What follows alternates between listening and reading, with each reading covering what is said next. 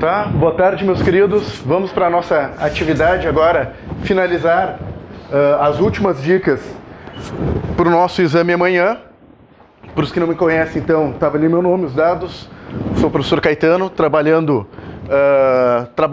Direito Ambiental com vocês. Vamos tocar a ficha. Primeira coisa que tu tem que estar muito ligado para amanhã, aliás, é essencial para a tua prova de Direito Ambiental, é o quê? Tu tá ligado em todos os princípios. A prova de Direito Ambiental é uma prova relativamente tranquila, não é uma prova com muitos mistérios. Como assim? Tu sabendo os princípios de uma forma tranquila e tu tendo bom senso na hora de fazer a prova, tu vai ver que consegue acertar.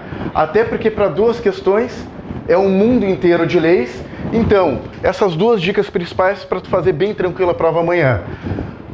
Princípios, esses aí tu tem que dar uma última olhadinha e fazer com bom senso. Tu olha, o gurizada que eu trabalhei nas últimas duas aulas, o que eu disse para eles?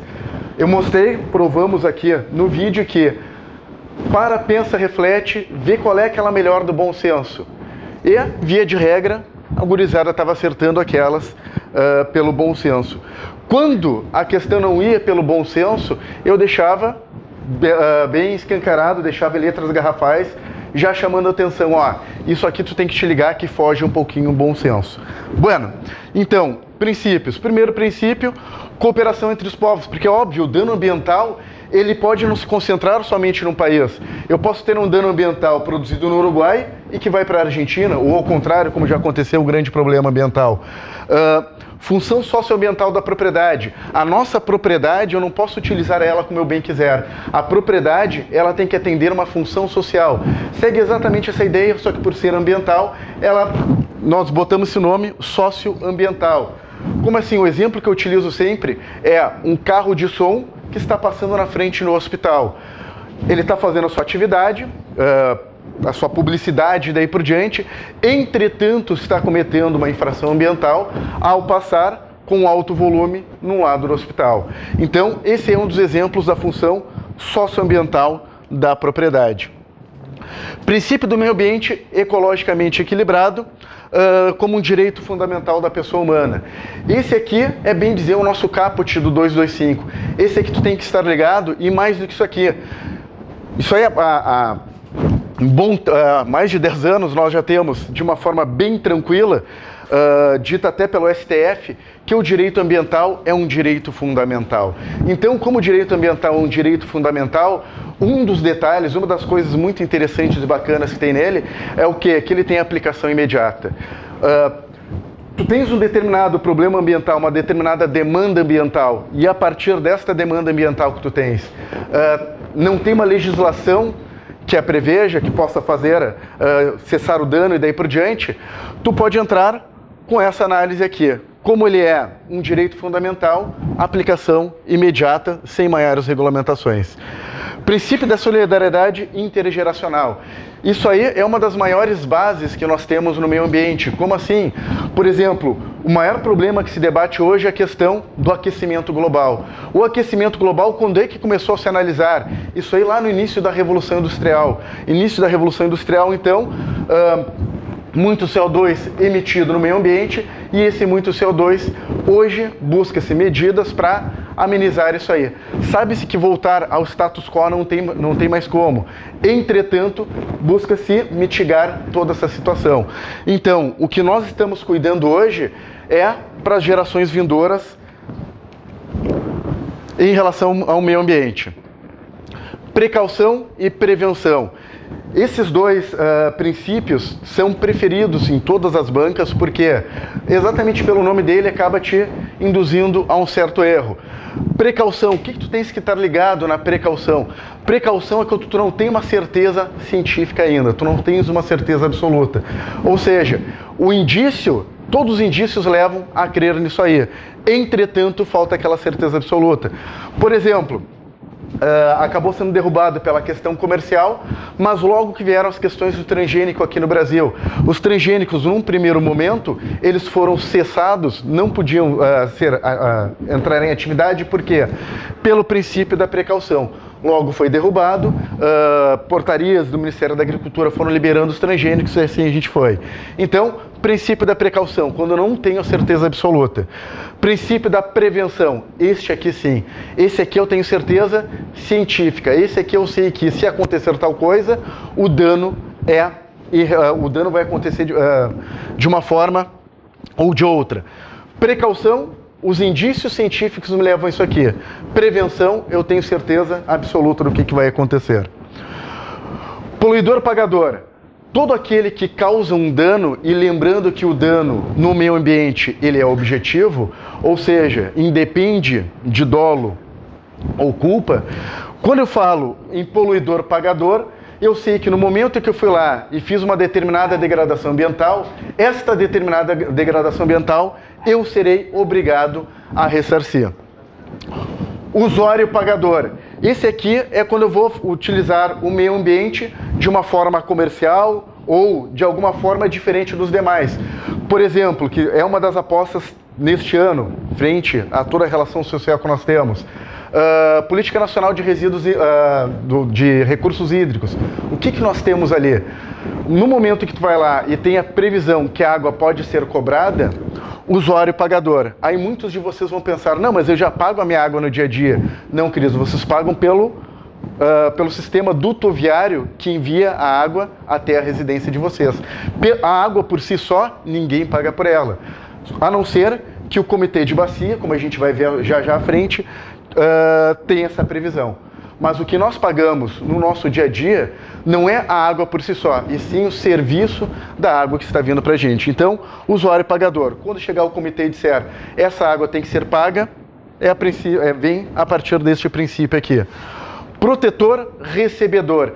Esse aqui acaba encontrando amparo principalmente na Política Nacional de Resíduos Sólidos. Como assim? Debate que nós tivemos bastante durante as nossas aulas, na relação de, no momento que eu conseguir diminuir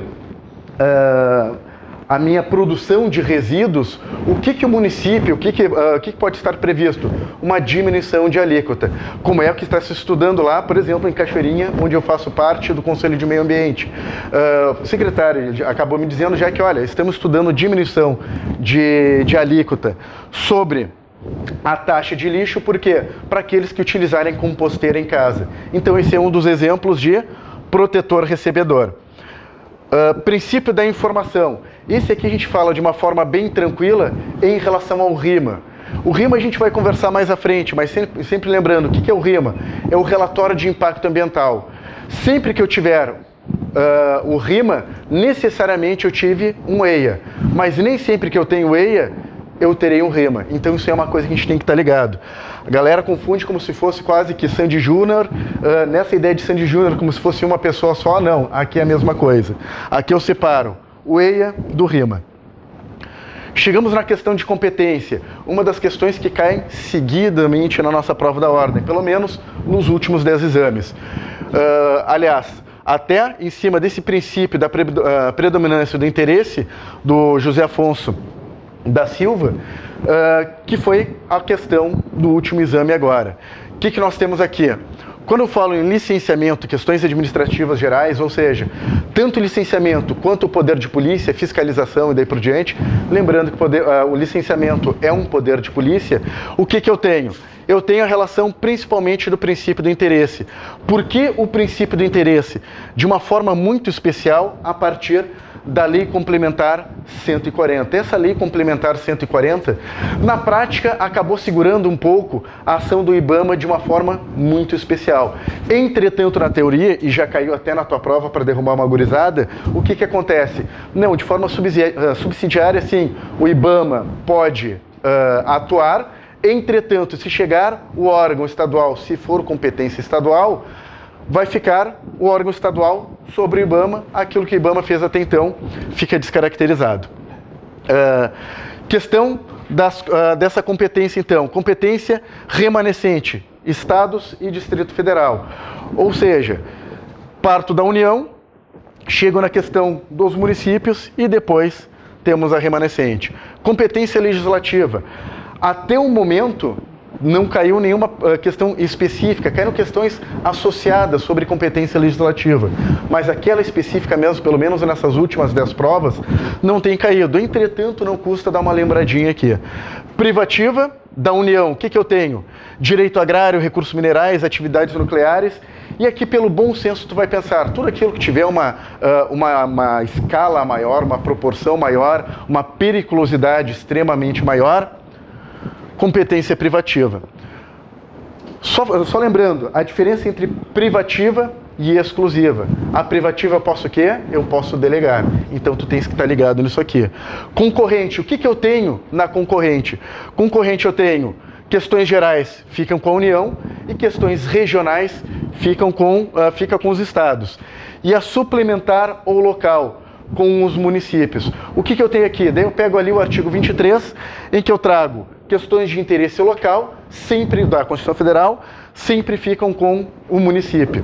Então, te liga nisso aqui também. Quando eu estou falando de concorrente, questões gerais, União. Logo, a União não pode fazer uma questão muito específica. Se ela fizer uma questão muito específica, sob pena de ilegalidade, o município vai lá e pode complementar ela. Política Nacional do Meio Ambiente. Essa aqui é a estrutura do nosso direito ambiental. O que tu tens que te ligar aqui? A questão do CISNAMA. Ok, o que é o CISNAMA? Sistema Nacional do Meio Ambiente. Nesse Sistema Nacional do Meio Ambiente, o que tu consegue acompanhar? Tu vê que eu tenho esfera estadual, federal e municipal. Como assim? Mas é o sistema nacional. Sim, mas nesse sistema nacional, todos os órgãos estão dentro dele, todos os órgãos estão inseridos nele. Ou seja, a nossa Secretaria de Meio Ambiente aqui de Porto Alegre, ela está dentro do CISNAMA. Então, mesmo sendo nacional, aqueles órgãos locais oficiais fazem parte também. Então, CISNAMA. Quando eu falo estadual, via de regra o nome CISEPRA. Federal, eu tenho os seus dois órgãos extremamente importantes para cada um de nós, que é o CONAMA e que é o Ministério do Meio Ambiente, em que as suas autarquias vinculadas são o IBAMA e o Instituto Chico Mendes, quando nós falamos em unidades de conservação federal. E o CONAMA, o que nós temos que nos ligar aqui no CONAMA? As duas principais funções do CONAMA. Essa aqui tu tem que saber de uma forma bem tranquila para amanhã. Quais são as funções do CONAMA? O CONAMA tem função deliberativa. Como assim deliberativa? Ele vai lá e faz normas que nós no dia a dia, na prática ambiental, temos que cumprir. Como é que é o nome dessas normas? São as resoluções do CONAMA. Essas resoluções do CONAMA, e vamos trabalhar algumas aqui, de forma bem especial a 237, quando eu falar em licenciamento com vocês, são todas normas que vêm do CONAMA. Ok, tá, mas o CONAMA fazendo normas, e a gente vai lembrar toda a questão do check and balance, que sim, existe uma legislação que permite isso aí, dentro dos freios e contrapesos. O próprio STF, numa questão indireta, ela já trabalha com a forma constitucional das resoluções do CONAMA. Então, não existe isso aí de dizer que, já que é uma resolução do CONAMA, é inconstitucional. A outra função do CONAMA que tu tens que estar ligado, a questão consultiva, ou seja, chega lá o presidente da República e quer perguntar quais são, que rumos vão tomar o nosso meio ambiente, eu venho com o CONAMA.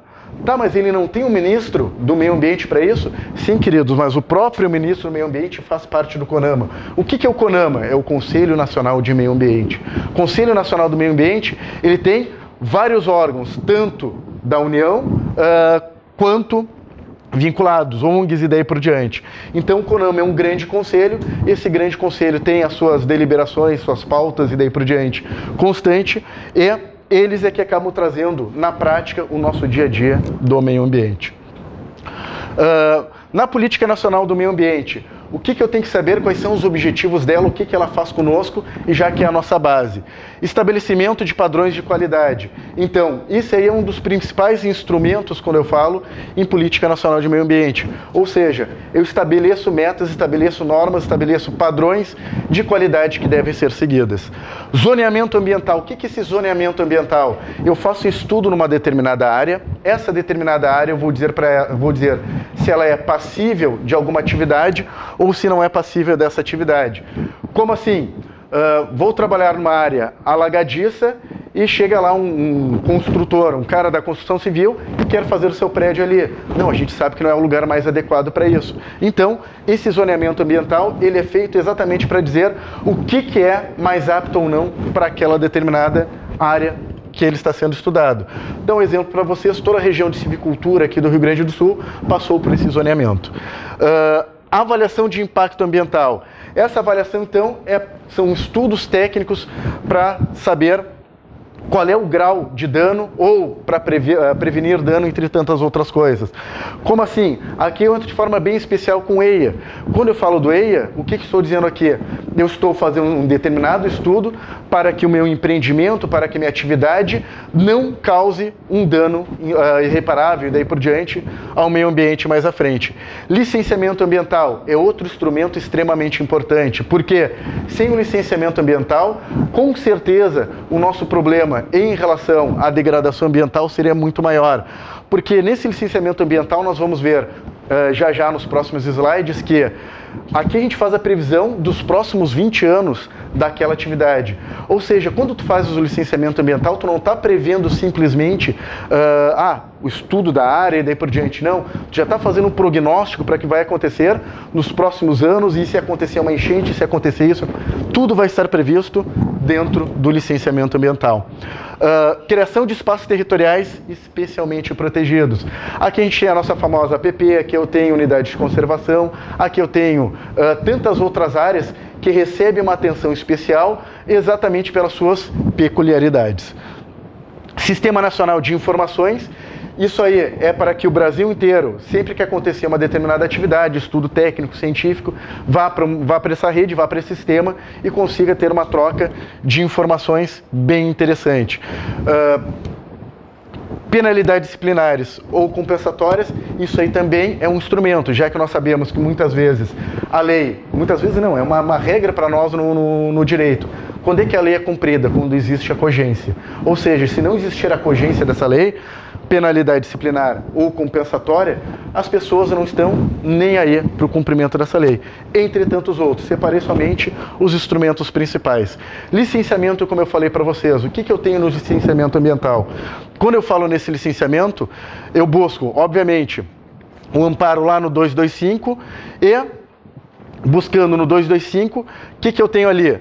Exigir na forma da lei, inciso 4º, exigir na forma da lei a instalação de obra ou atividade potencialmente causadora e significativa de degradação no meio ambiente, sendo o estudo prévio de impacto ambiental que se dará publicidade. Então, olha só, se eu tenho uma obra potencialmente poluidora, degradante e daí por diante, pela Constituição eu sou obrigado, então, a fazer esse estudo, a fazer o licenciamento. E, quando for o caso, terei o próprio RIMA. A nossa primeira resolução do CONAMA, ela veio exatamente sobre as questões de licenciamento. O que eu tenho aqui?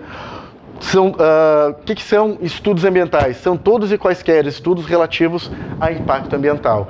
Então, quando nós conversamos lá no slide anterior sobre os instrumentos de proteção ao meio ambiente, vindo a partir da Política Nacional do Meio Ambiente, os estudos são extremamente importantes.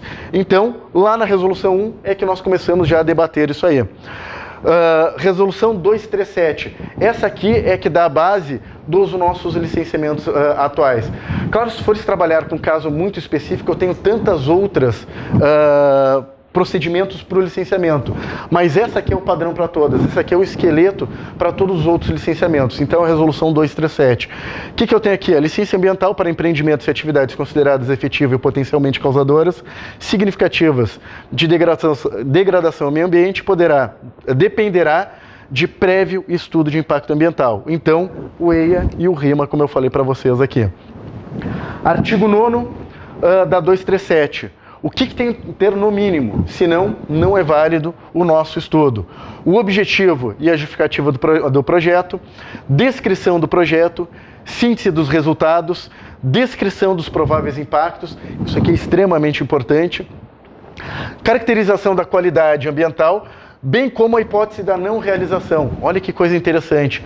O empreendedor, já que é ele que tem que bancar o licenciamento ambiental, ele tem que fazer um estudo também como Se o meu empreendimento não estivesse aqui, seria melhor ou seria pior? Até essa análise ele é obrigado a fazer e oferecer ao público. Descrição dos efeitos esperados em medidas mitigadas, ou seja, tu vai fazer toda a atividade para que aquele teu dano ambiental não ocorra. Entretanto, há uma possibilidade de um acidente ocorrer. Se ocorrer esse acidente, o que tu vai fazer? Quais são as tuas prevenções? E daí por diante. Então, quando eu falo em medida mitigadora, vem exatamente nesse sentido.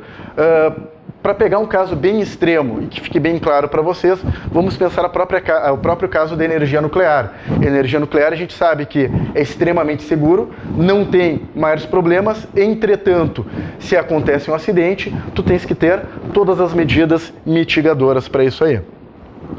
Programa de acompanhamento e monitoramento de impactos, olha só, tudo isso aí já no início do licenciamento. E recomendação de quadro e alternativas mais favoráveis. Quando eu chego no artigo 18, aqui da resolução 237, o que eu tenho? Eu tenho a questão de cada tipo de licença. Quais são os tipos de licença que nós temos? Licença prévia, que é que faz todo o estudo, aquilo que eu falei para vocês. Quando eu faço licenciamento, já é aqui na licença prévia que tu estás prevendo os próximos 20, 30, 40 anos do que vai acontecer com essa atividade. Já é na licença prévia, não é nem depois que a atividade está acontecendo, ou um pouquinho antes dela acontecer. Para tu conseguir já fazer a primeira instalação da tua obra, tu é obrigado a fazer a previsão para daqui a muito tempo.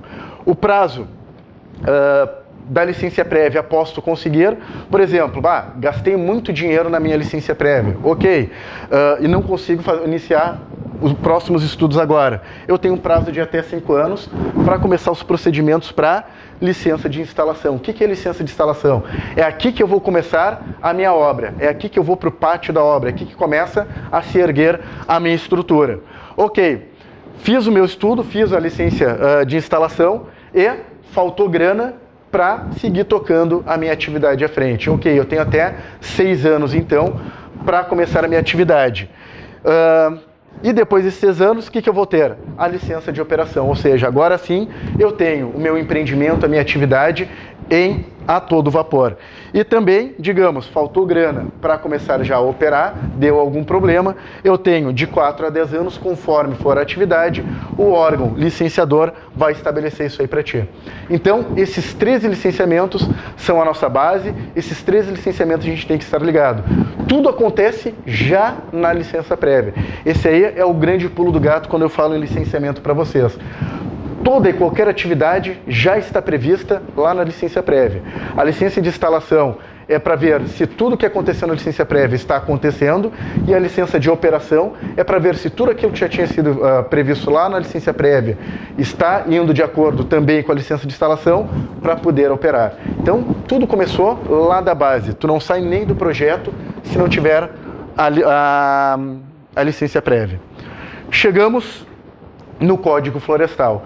Chegando no Código Florestal, o que eu tenho que me ligar aqui? Principalmente a questão da APP. Me ligando na questão da APP, saber que quanto maior for a margem do corpo d'água, quanto maior for a margem do rio, maior vai ser esta área de APP. Qual é a metragem mínima de área de APP? 30 metros. Já caiu uma questão, então, dentro daquilo que a bancada ruralista queria quando estava sendo aprovada o novo Código Ambiental, o novo Código Florestal, que era o quê? Uma APP de 5 metros. Isso aí é o que queriam os ruralistas. Porém, a minha metragem mínima é de 30 metros, sendo que a metragem máxima é de 500 metros. Então, dentro dessa variação, vai aumentando. Claro, não é perfil da prova, da OAB de forma bem especial, te perguntar as metragens. Quanto muito, a mínima, e a máxima até hoje eu nunca vi perguntando. Quanto muito, a mínima mesmo. Nascente, 50 metros, em atividade, em lugar que for urbano, 30 metros, e assim a gente vai. Principal detalhe do tipo de obrigação que eu tenho no Código Florestal é a obrigação próprio terreno. Como assim a obrigação próprio terreno? Eu fui lá e comprei um determinado terreno. Comprando este terreno, ele já vinha com uma série de problemas. E eu cheguei lá e comprei até mais barato esse terreno exatamente por isso aí. E tô lá, vou começar a fazer a recuperação, nem comecei a fazer a minha recuperação, de repente bateu o órgão fiscalizador. E esse órgão fiscalizador disse o quê? Tá, olha, responsabilidade, não, mas não fui eu que fiz. Quem fez isso aqui foi o antigo proprietário. Tá até aqui previsto no não negativo. Obrigação propter rem, ela vem junto com a coisa. A propriedade é tua, a responsabilidade é tua. Tu tens que correr atrás da máquina aqui para resolver esta situação. Política Nacional de Resíduos Sólidos.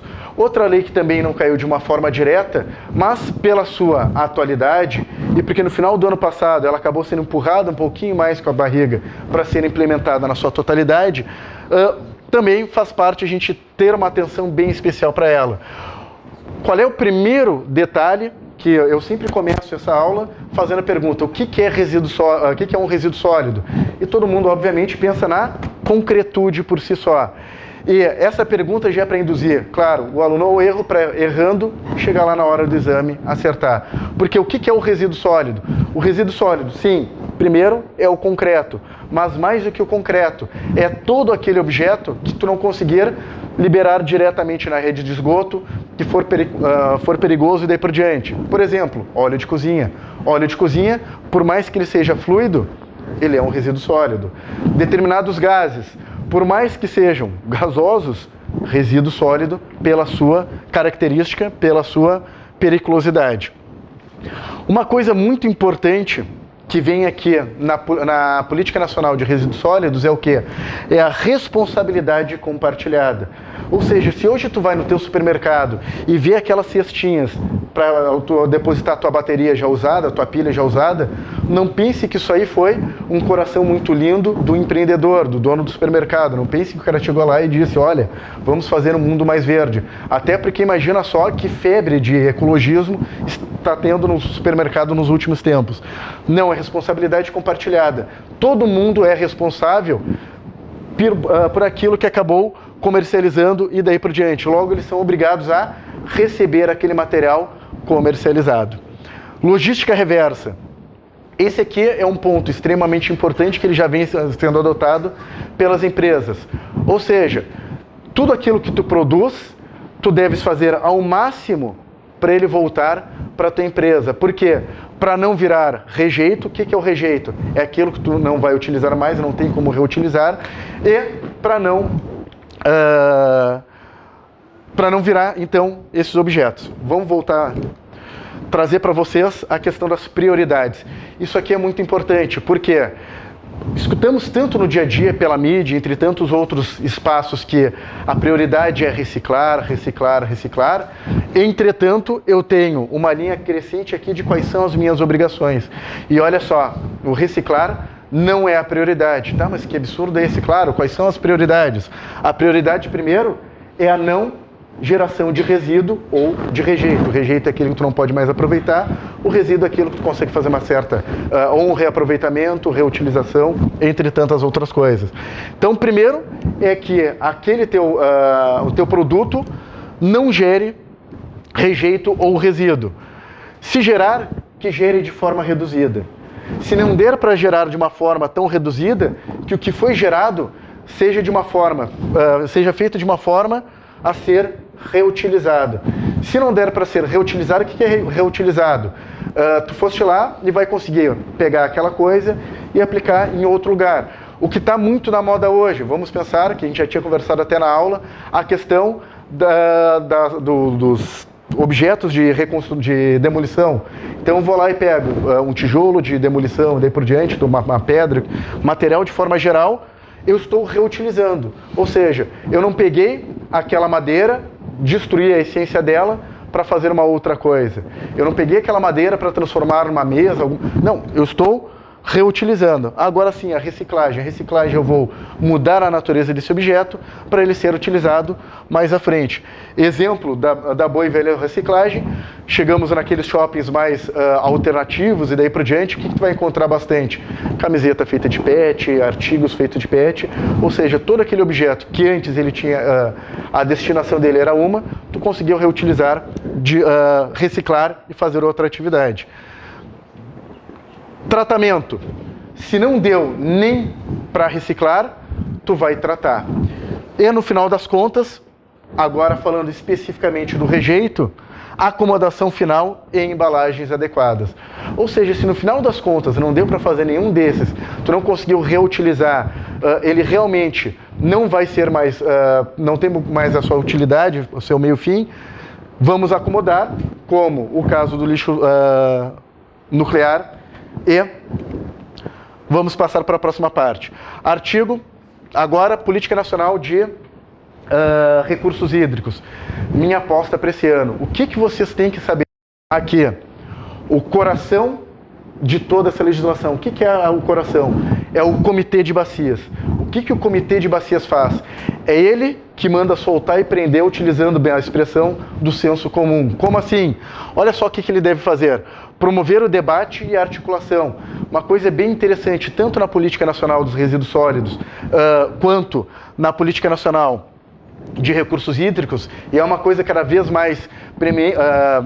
mais pujante no direito ambiental, é tu descentralizar as atividades. Tu descentralizando as atividades, tu está democratizando o sistema. Como assim promover o debate? Sim, naquela determinada bacia, tu vai chamar os órgãos e a partir desses órgãos, então, vai abrir o debate para ver se vai poder utilizar de uma forma ou de outra. Arbitrar conflitos em primeira instância. Olha que interessante, passamos por um processo de laninha agora há pouco e os arrozeiros mesmo assim estavam desviando o curso d'água para conseguir fazer a sua produção. Infração, essa infração ela tem que ser julgada por quem? Pelo comitê. Primeira instância, pelo comitê.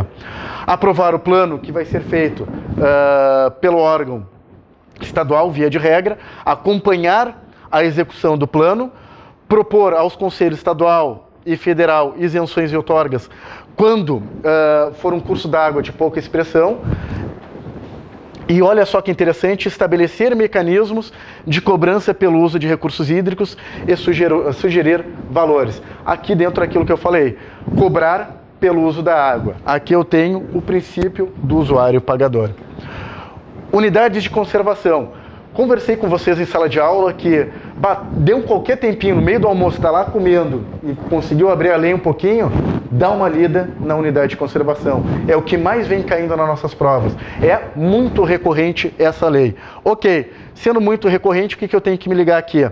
Primeiro, o que mais cai, a questão da unidade de proteção integral. Ou seja, é aquela que recebe toda uma proteção muito especial mesmo. É aquela que normalmente está ligada a unidades de pesquisa ou aquela que simplesmente tu parou lá e não vai mais mexer nela por um bom tempo. A gente vai conversar rapidinho, uma por uma. Unidade sustentável é aquela, então, em que a gente consegue ter um maior entre andares nela. Estação ecológica é aquela que vai ficar parada e tu não vai fazer nada mesmo. Tu só vai mexer na estação ecológica se for extremamente necessária para a sua recomposição. Reserva biológica. Essa reserva biológica tu só pode utilizar indiretamente, ou seja, tu pode utilizar os frutos dela no teu dia a dia. Parque Nacional, esse que é o nosso mais comum, esse é que a gente está mais acostumado.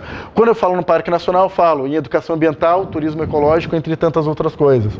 Monumento natural, aqui eu falo de um tipo de meio ambiente bem especial, que é o meio ambiente cultural. Sim, querido, isso é outra coisa que vocês têm que estar ligados. Direito ambiental não é só coisa de bicho grilo que quer subir em árvore, abraçar árvore e daí por diante. Direito ambiental é o quê? Direito ambiental do trabalho, direito ambiental cultural, como é este caso aqui, direito ambiental urbanístico, então tudo isso aí são meio ambientes. Voltando aqui então, refúgio silvestre então, para garantir a fauna daquele determinado lugar. Esses aqui, esse primeiro grupo de proteção integral, esse é aquele que realmente tem que ter uma proteção muito especial. Tanto é que eu sou obrigado a ter conselho de manutenção dessas atividades daí por diante. Para aqueles que ainda quiserem pensar em dar uma decoradinha para amanhã, sugiro que decore os 5 aqui, até porque são bem mais do que os de uso sustentável. O sustentável, a APA, o que eu tenho na APA? A APA eu posso fazer uma cidade inteira de uma APA. Ou seja, o que vai acontecer? É para ela deixar ela especialmente protegida. Existe uma proposta de fazer isso aqui na Zona Sul de Porto Alegre. Já que Porto Alegre, pelo seu plano diretor, é totalmente urbano, e a gente sabe que existem os caminhos rurais e daí por diante, existe uma proposta que a Zona Sul de Porto Alegre viria uma APA. Ou para quem está indo destino litoral, vai ver o quê? Entre Gravataí e Santo Antônio da Patrulha, o que eu tenho? Eu tenho a APA do Banhado Grande. Então, olha só, estou passando por mais de um município aí e eu tenho essa grande área de proteção. Essa grande área de proteção, então, é que eu vou tomar esse maior cuidado. Então, fechamos aqui, já que já estou sendo corrido lá no fundo. Um enorme beijo e abraço em todos. Meus futuros adevas, estou torcendo muito por vocês, que sigamos para a nossa próxima fase. Beijo, sucesso!